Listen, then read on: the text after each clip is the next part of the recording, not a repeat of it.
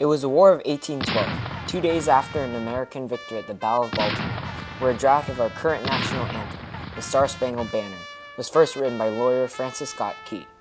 News of the surrender of a British fleet had weakened Britain's will to fight. It looked like the conclusion of the war was coming. Despite losing an entire fleet, British commanders had planned something else in store for the victorious Americans: an invasion. Their target was the American city of New Orleans. On January 8, 1815, 7,500 redcoats marched on the city. Andrew Jackson, nicknamed Old Hickory for his legendary toughness, assembled what could hardly be considered an army, with means to defend the city. Andrew Jackson said to his wife, "I owe to Britain a debt of retaliatory vengeance. Should our forces meet, I trust I shall pay the debt." With stirring words, Jackson led several thousand free slaves, aristocrats, militiamen, and native tribesmen into battle.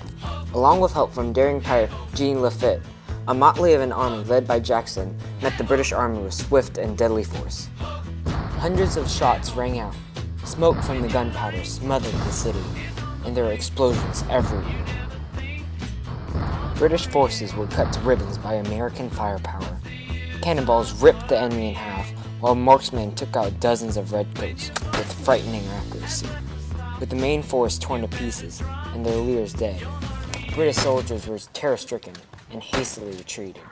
The bodies of 2,000 redcoats littered the city as Americans only mourned the lives of 20.